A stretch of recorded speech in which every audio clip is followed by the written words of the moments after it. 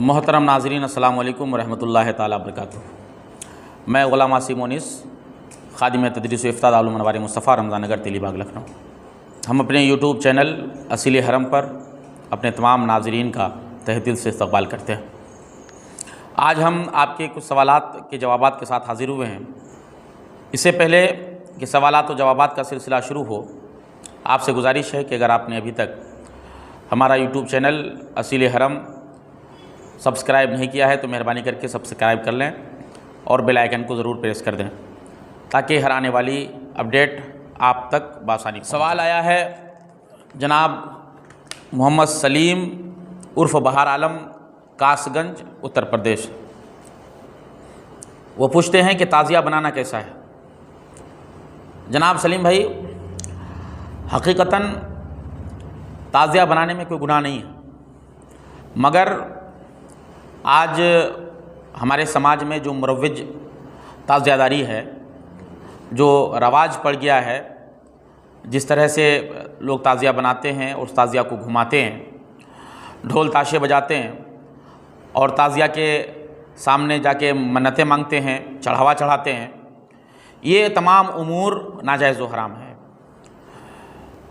اگر کوئی صرف تعزیہ بنائے، امام حسین رضی اللہ تعالیٰ عنہ کے روزے کا نقشہ بنا کر رکھ دے، اس کی زیارت کرے تو یہ جائز ہے، مگر آج کا حال یہ ہے کہ ایک چبوترا بنایا جاتا ہے، اس پہ تعزیے کو رکھا جاتا ہے، وہاں مرد عورت کا خلط ملط ہوتا ہے، اس تعزیے پر چڑھاوا چڑھایا جاتا ہے، اس تعزیے سے منتیں مانگی جاتی ہیں، عورتیں آ کے وہاں دھاگا وغیرہ باندھتی ہیں، تو یہ سب تمام امور ناجائز و حرام ہیں اور کہیں نہ کہیں یہ شرک کی طرف لے جانے والے امور ہیں۔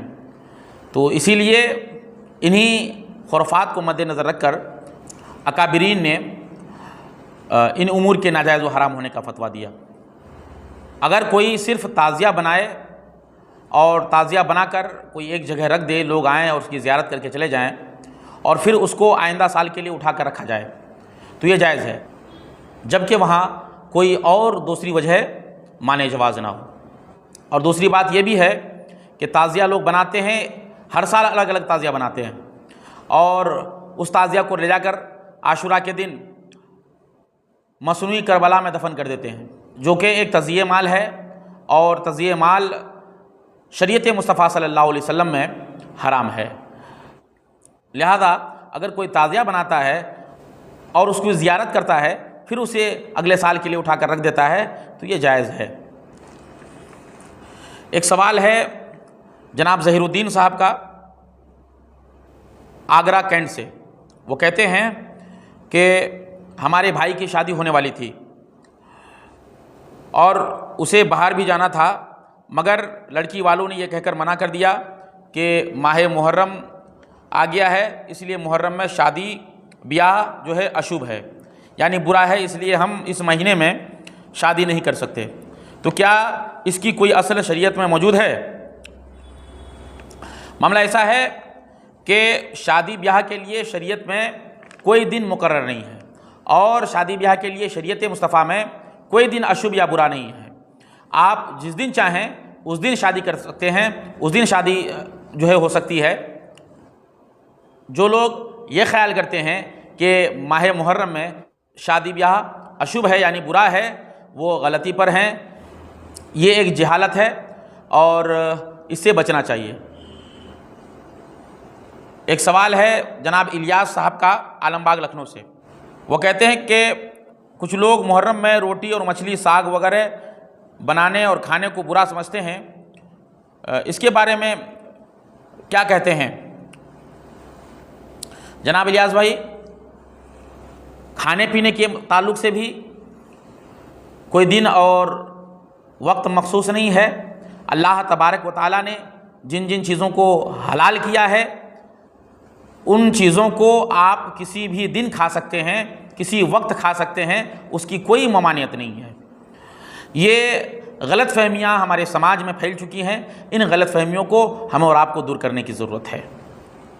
اسی کے ضمن میں ایک مسئلہ میں آپ کو اور بتا دوں کہ کچھ لوگ ماہ سفر میں بھی نکاح وغیرہ کو منحوس سمجھتے ہیں، جس کی شریعت میں کوئی اصل نہیں ہے۔